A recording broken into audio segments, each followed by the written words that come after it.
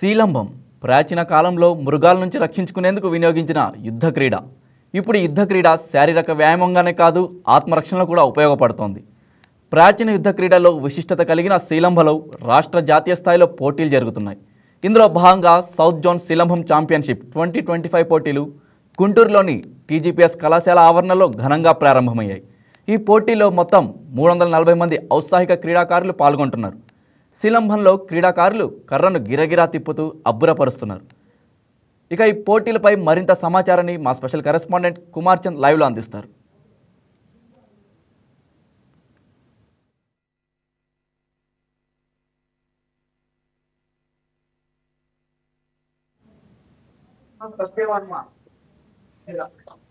గుంటూరులో ప్రస్తుతం south zone సంబంధించి ఏదైతే కరసాం పోటీలు ఏవైతే ఉన్నాయో శిలంబ అసోసియేషన్ ఆధ్వర్యంలో శిలంబ అసోసియేషన్ ఆంధ్రప్రదేశ్ ఆధ్వర్యంలో అయితే ప్రస్తుతం కరసాం పోటీలు అయితే అత్యంత ఉత్సాహభరితంగా అయితే కొనసాగుతున్న పరిస్థితుంది. ఏదైతే టీజేపీఎస్ కళాశాల ఆవరణ అయితే మాత్రం ఈ క్రీడలు అయితే జరుగుతున్నాయి.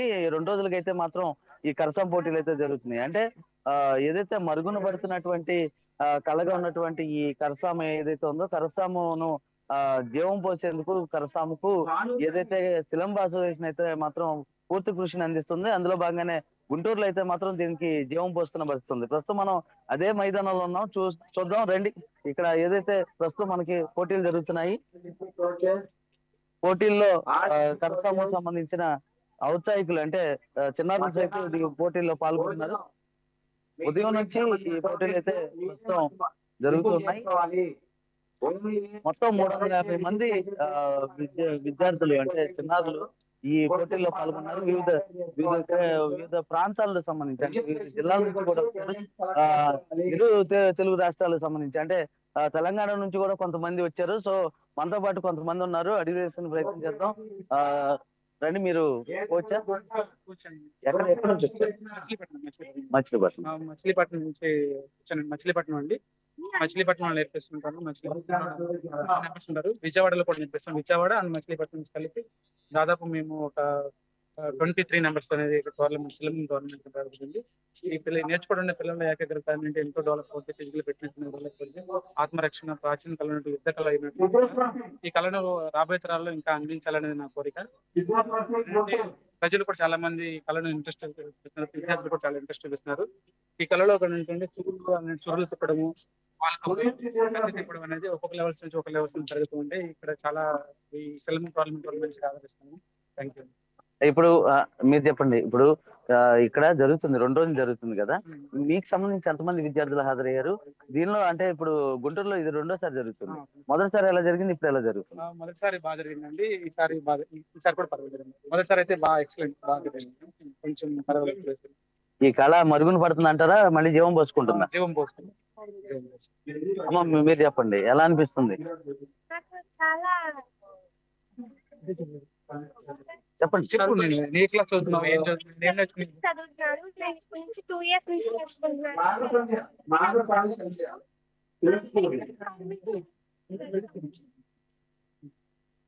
మీరు చెప్పండి అమ్మా, మీరు పోటీ పడ్డారా? ఎలా అనిపిస్తుంది? నేను 9th క్లాస్ చదువుతున్నానండి. ఇది నాది ఫస్ట్ టైం మాత్రమే గుంటూరుకి వచ్చి ఫస్ట్ టైం. ఇది చాలా ఎక్సైట్మెంట్ గా ఉంది. ఇంకా చాలా బాగుంది. అమ్మా నువ్వు చెప్పమ్మా. నేను శ్వేత, 9th క్లాస్ చదువుతున్నాను. నేను 1 year నుంచి సార్ దగ్గర విజయవాడలో నేర్చుకుంటున్నాను. ఫస్ట్ టైం గుంటూరు టోర్నమెంట్ కి వచ్చాను.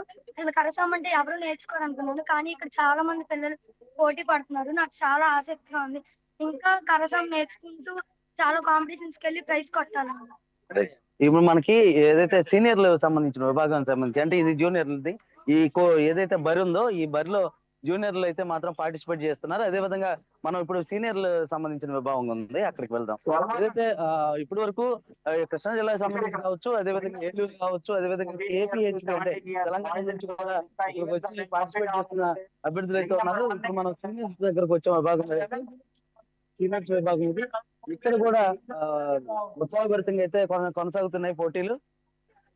మొత్తం కరసాము సంబంధించి ఎవరైతే కోచ్లు ఉన్నారో వాళ్ళందరినీ కూడా ఇక్కడ మనం చూడొచ్చు. వాళ్ళందరూ కూడా ఇక్కడ ఆసక్తికరంగా ముందుకు తీసుకెళ్తున్నారు. ఏదైతే ఇప్పటి వరకు ఉన్నటువంటి కరసాము సంబంధించిన ఎవరైతే ఔత్సాహికులు ఉన్నారో వాళ్ళందరూ కూడా ఈ అభ్యర్థులంతా కూడా వాళ్ళ పేర్లను అయితే నమోదు చేసుకుని ఇక్కడ సింగిల్ కర్ర పోటీలు, అదేవిధంగా డబుల్ హ్యాండ్ సంబంధించిన కర్ర సాము పోటీల్లో కూడా పాల్గొంటున్నారు. వివిధ విభాగాల్లో అయితే మాత్రం ఇప్పుడైతే పోటీలు కొనసాగుతున్నాయి. మొత్తం 348 మంది ఇప్పటికే పార్టిసిపేట్ చేస్తున్నారు. మీరు చెప్పండి, ఎలా సాగుతున్నాయి పోటీలు? పోటీలు అనేవి రసవత్తంగా సాగుతున్నాయి. ఒకరికొకరు ఎవరు జరుగుతున్నాయి.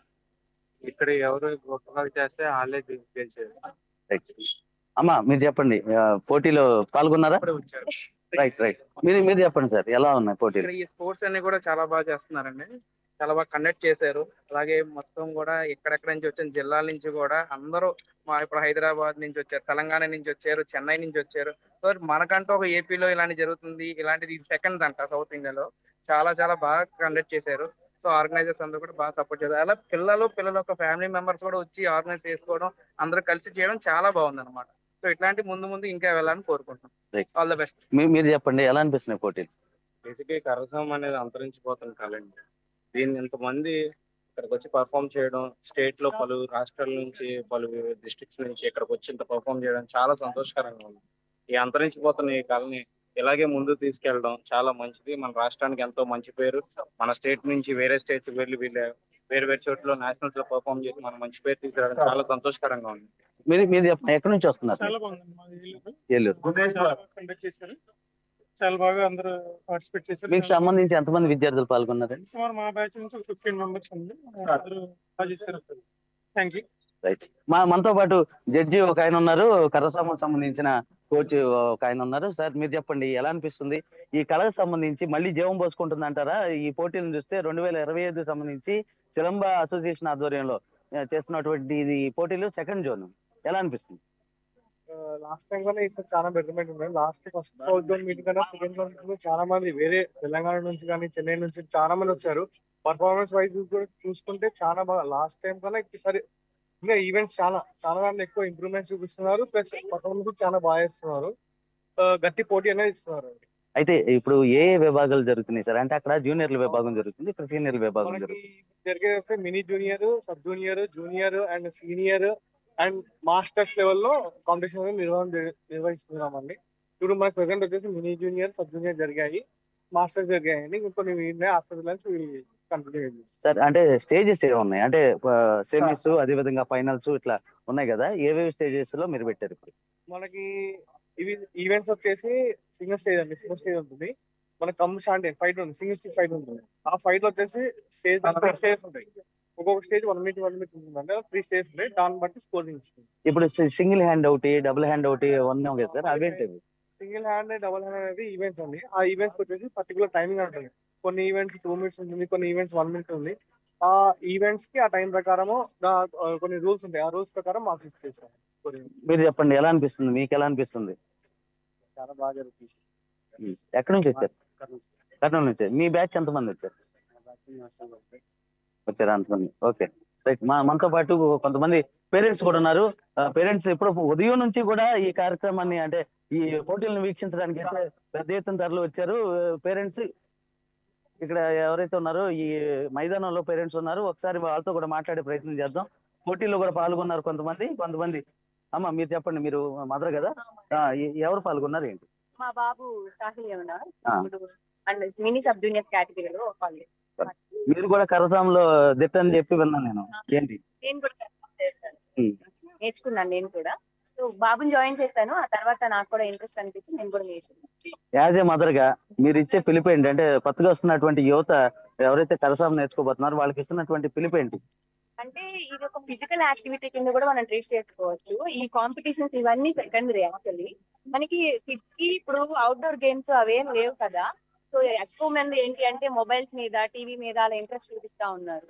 సో అలాంటప్పుడు మనం ఏదో ఒక ఫిజికల్ యాక్టివిటీ, కరసాం అనే కాదు ఏదైనా ఫిజికల్ యాక్టివిటీ, బట్ ఇప్పుడు కరసాం చేస్తే ఏంటంటే ఫిజికల్ గా మనకి బాడీలో ఉన్న ఈచ్ పార్ట్ కూడా మనకి కదులుతుంది. సో వాళ్ళకి ఇంట్రెస్ట్ గా నేర్చుకుంటారు ఒక కొత్త యాక్టివిటీ లాగా. ఇలాంటి కాంపిటీషన్స్ జరిగినప్పుడు వాళ్ళకు కూడా ఒక ఎంకరేజ్మెంట్ ఉంటుంది. సో అది రైట్. మీరు చెప్పండి అమ్మా, మీరు ఎలా వచ్చారు ఏంటి? మీ పిల్లలు ఎవరు ఉన్నారు? మాకు 2 కిడ్స్ ఉన్నారు. పెద్దబాబు ఏమో 9 years, చిన్నబాబు 8 years. వీళ్ళకి మన నాని సార్ నరసింహ సార్ కూర్చున్నారు.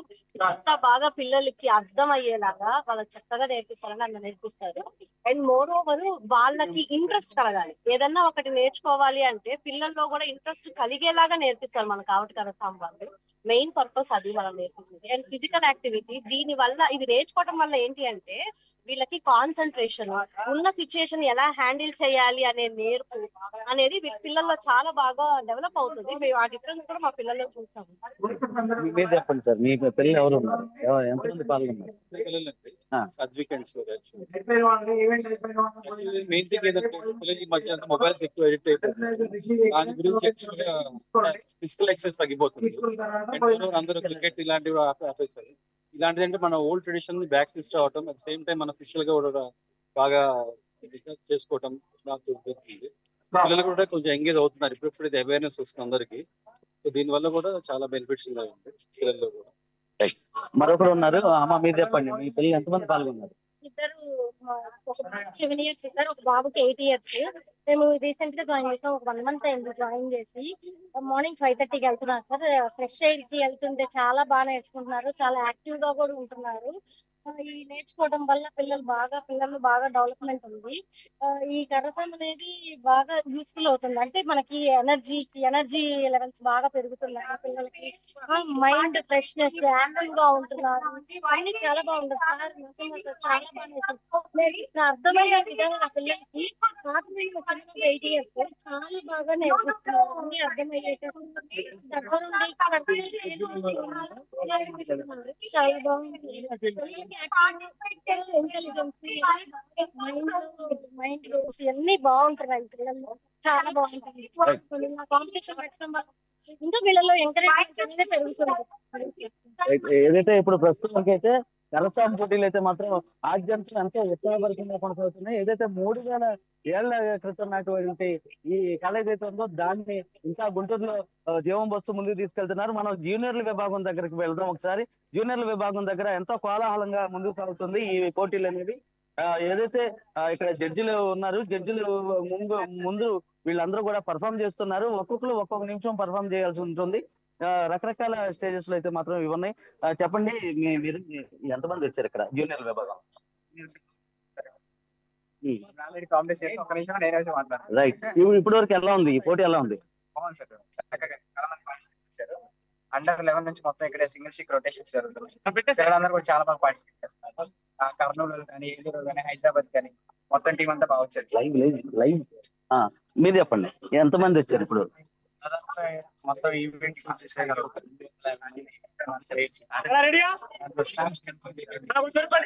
కొంతమంది దాకా రీచ్ అయ్యారు. కూడా ఇప్పుడు సాయంకాలం ఏ టైంకి ఫైనల్ ఉంటుంది? 3 గంటలకి ఫైనల్ ఉంటుంది. ఓకే, ఇది ఏదైతే ఇప్పటివరకు అయితే మాత్రం పూర్తి స్థాయిలో అయితే చూద్దాం. ఇప్పుడు ఇక్కడ ప్రస్తుతం అయితే పోటీ కొనసాగుతుంది, బరిలో అయితే మాత్రం పోటీ కొనసాగుతుంది. సాయంకాలం 3 గంటల వరకు అయితే ఈ పోటీలు అంటే సెమీస్ కావచ్చు, అదేవిధంగా ఏదైతే ఫైనల్ ఏవైతే ఉన్నాయో ఆ పోటీలు సాయంకాలం వరకు కొనసాగుతాయి. ఇప్పటి వరకు కరసాముకు సంబంధించి ఉదయం 10 గంటలకు ప్రారంభమైనటువంటి కరసాములు అయితే మాత్రం వివిధ జిల్లాలకు సంబంధించి, వివిధ ప్రాంతాలకు సంబంధించి విద్యార్థులు అంటే చిన్నారులు కావచ్చు, ఏదైతే జూనియర్ల విభాగంతో పాటు సీనియర్లు కూడా ఉన్నారు, సీనియర్లు కూడా పాల్గొన్నారు. వాళ్ళంతా కరసాంలో తమకు ఉన్నటువంటి మెళుకువల్ని చూపిస్తున్నారు. ప్రస్తుతం మనతో పాటు ప్రస్తుతం చేస్తున్నటువంటి అమ్మాయి ఎవరైతే ఉన్నారో ఆ పాప విజయవాడకు సంబంధించిన వచ్చి తను కూడా కరసాముకు సంబంధించి మొత్తం అంతా చూపిస్తుంది తన ప్రతిభా పాట వాళ్ళని. ఇప్పటి వరకు ఉన్నటువంటి అప్డేట్ చూసుకుంటే 3 గంటలకైతే మాత్రం ఫైనల్స్ అయితే జరుగుతుంది. ఈ ఫైనల్స్ లో తుదిగా ఎవరైతే గెలుస్తారో వాళ్ళకి మెడల్స్ ఇవ్వడం జరుగుతుంది. ఏదైతే ఇప్పటి వరకు ఉన్నటువంటి కరసాం పోటీలకు సంబంధించి అంటే గుంటూరు అనేది ఒక వేదికగా మారింది. ఇప్పటికే అనంతపురం కావచ్చు, గుంటూరు కావచ్చు, పలు జిల్లాలకు సంబంధించి కరసాంని సిలంబం అంటారు. సిలంబంని ఏదైతే సిలంబం అనే పదం ఏదైతే ఉందో అది తమిళకి సంబంధించిన పదం. దానికి సంబంధించి అక్కడ నుంచి ఇక్కడికి వచ్చింది. ఇక్కడ కూడా అంటే గత కొన్ని సంవత్సరాలుగా, కొన్ని వేల సంవత్సరాలకైతే మాత్రం ఈ కళ అనేది ముందుకు తీసుకెళ్తున్నారు. రాజులు ముందు తీసుకొచ్చారు. రాజులు ఈ కళను ఆత్మరక్షణ కళగా ఉంచేవాళ్ళు. ఆ తర్వాత ఇప్పుడు ఈ ఏదైతే ప్రస్తుతం ఉన్నటువంటి యువత ఎవరైతే ఉన్నారో, ఇప్పుడు ఉన్నటువంటి ఇక్కడ కావటి ఎవరైతే ఉన్నారో, కావటి కరసాము చేసే వ్యక్తులు వాళ్ళు ముందుకు తీసుకెళ్తున్నారు. జవం బోసే తీసుకెళ్తున్నారు. ఇప్పుడు మనం చూస్తున్నాము సీనియర్ల విభాగంలో కోచ్ ఎవరైతే ఉన్నారో ఆయన దీనికి సంబంధించి చూపిస్తూ ఉన్నారు. ఇది ఏదైతే ఇప్పటి వరకు ఉన్నటువంటి ఈ కళ ఏదైతే ఉందో అది మరుగున పడకుండా అయితే మాత్రం ముందుకు తీసుకెళ్తామని మాత్రం సర్వత్రా అయితే చెప్తున్న పరిస్థితి అయితే ఉంది. Over to studio.